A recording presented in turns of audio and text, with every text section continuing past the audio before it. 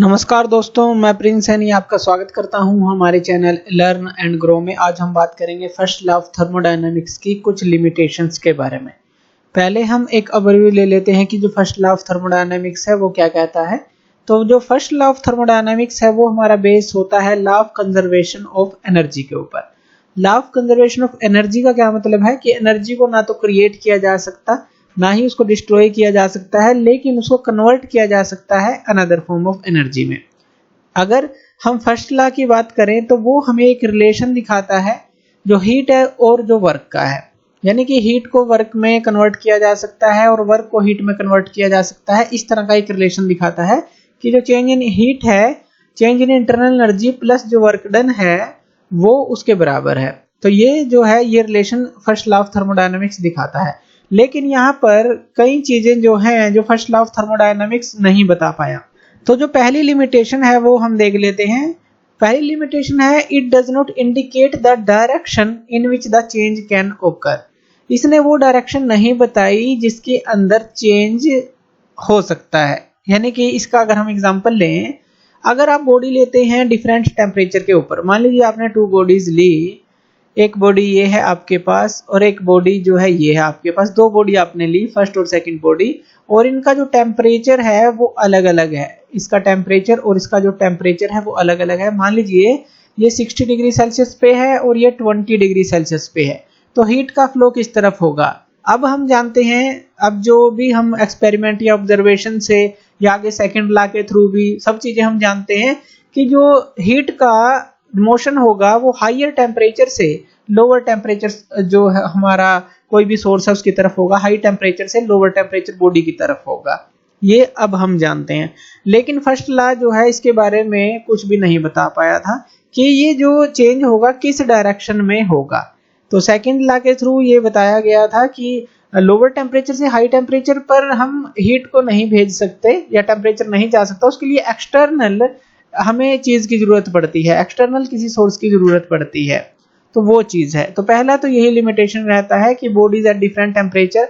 इसके अंदर आप दूसरा एग्जांपल ले सकते हैं। मान लीजिए आप एक चाय का कप लेते हैं, आपने एक चाय का कप लिया और ये जो है इसके आसपास की जो सराउंडिंग है, तो ये चाय का कप जो है अपनी हीट को इस सराउंडिंग को दे देता है और ठंडा हो जाता है। ये क्या हो जाता है? ठंडा हो जाता है। लेकिन सराउंडिंग से ये हीट लेकर दोबारा से गर्म नहीं हो सकता। तो ये भी नहीं बता पाए कि ये ऐसा क्यों पॉसिबल नहीं है। तो इस तरह से हम कहें कि डायरेक्शन वो नहीं बता पाए कि किस डायरेक्शन में ये चेंज जो है होते हैं, वो नहीं बता पाए। इसी तरह से जो हीट प्रोड्यूस होती है डिफरेंट एक्टिविटीज के द्वारा। अब देखिए इन्होंने क्या बोला कि हीट को हम वर्क में कन्वर्ट कर सकते हैं। लेकिन अगर मान लीजिए आप एक कार में हैं और मूव कर रहे हैं, एकदम से आप ब्रेक को अप्लाई करते हैं। जब आप ब्रेक अप्लाई करते हैं तो फ्रिक्शन प्रोड्यूस होता है और फ्रिक्शन के कारण जो है हीट प्रोड्यूस होती है।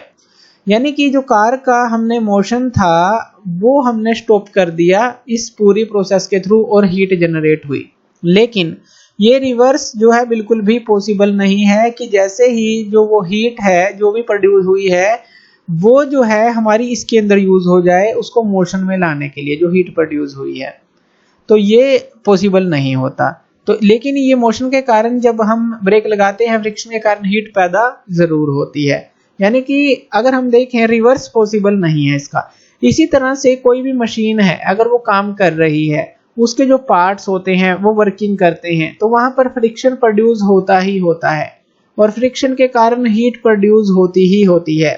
तो उस हीट को हम वर्क में नहीं कन्वर्ट कर सकते। बहुत तरह की डिफरेंट तरह की एक्टिविटी है जहां पर वर्क से जब हम कहीं भी काम करते हैं कई बार, तो वहां पर हीट प्रोड्यूस होती है, लेकिन हीट को हम वर्क में कन्वर्ट नहीं कर सकते।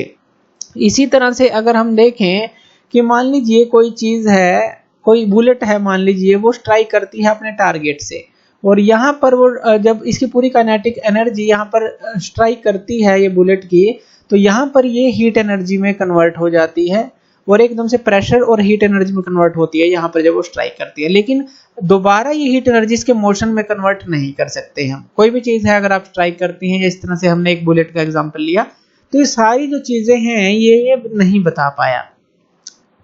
सेकंड जो है, इसने कोई भी आइडिया नहीं दिया इस लॉ ने कि एक्सटेंट ऑफ चेंज कितना होगा, मात्रा ऑफ जो चेंज कितना होगा। यानी कि अगर हम बात करें कि मैकेनिकल वर्क को हम कन्वर्ट कर सकते हैं हीट के अंदर, ये हमें पता है, कोई भी एक्सपेरिमेंट हम करके देख सकते हैं, मैकेनिकल वर्क को हीट में कन्वर्ट कर सकते हैं। लेकिन रिवर्स जो है फुली नॉट पॉसिबल। अगर आप हीट से उतना ही वर्क डन लेना चाहें दोबारा तो उतना वो पॉसिबल नहीं होता। तो यहाँ पर यानी कि एक्सटेंट ऑफ चेंज नहीं बता पाए कि कितना हम वर्क से हीट में कन्वर्ट कर सकते हैं, हीट से हम कितना वर्क ले सकते हैं, ये वो नहीं बता पाए। अब इसके लिए अब हमें पता है कि जो हीट को हम फुली कन्वर्टेड नहीं कर सकते मैकेनिकल वर्क के अंदर, और अपने आप जो है ये बिल्कुल भी काम नहीं कर सकती कि हीट जो है वर्क में कन्वर्ट हो जाए। जहां भी हीट प्रोड्यूस हो रही है ऐसा नहीं है कि वो डायरेक्टली फिर से वर्क में कन्वर्ट हो जाए।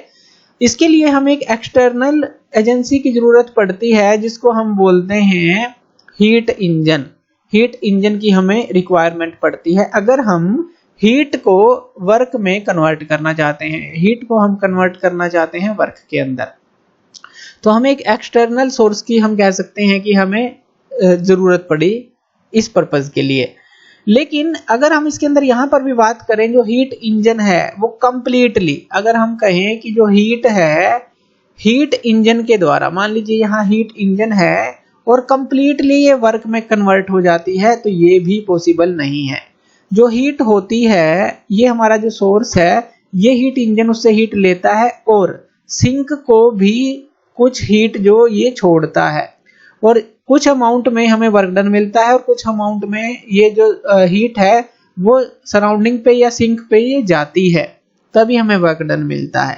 तो यहाँ पर भी हम देख सकते हैं हीट फुली कन्वर्टेड नहीं है वर्क के अंदर। तो इस तरह से जो फर्स्ट लॉ ऑफ थर्मोडायनामिक्स है वो इसके बारे में भी कुछ नहीं बता पाया। ये भी हमने सेकंड लॉ के अंदर जाके हमें ये सब कुछ पता चलता है कि जो हमारी हीट है वो क्यों जो है सिंक पे हमारी ट्रांसफर होती है, तभी हमें वर्क डन मिलता है। यानी कि परपेचुअल काइंड ऑफ जो हमारी मशीन होती है, यानी कि टोटल जो हीट को वर्क में कन्वर्ट नहीं किया जा सकता, ये जो है ये नहीं बता पाया कि ऐसा क्यों है। तो इस तरह से देखिए काफी सारी लिमिटेशंस हैं। मेनली जो है हमारी हीट और वर्क से अगर हम रिलेट करें तो हम काफी सारी जो इसकी लिमिटेशन निकाल सकते हैं अकॉर्डिंग टू जो इसकी डेफिनेशन है और अकॉर्डिंग टू जो इसका एक्सपेरिमेंट है इस लॉ का, उसके थ्रू। तो थैंक यू वीडियो देखने के लिए, और इसी तरह की वीडियोस के लिए आप हमारे चैनल लर्न एंड ग्रो पे हमें सब्सक्राइब कर सकते हैं। धन्यवाद।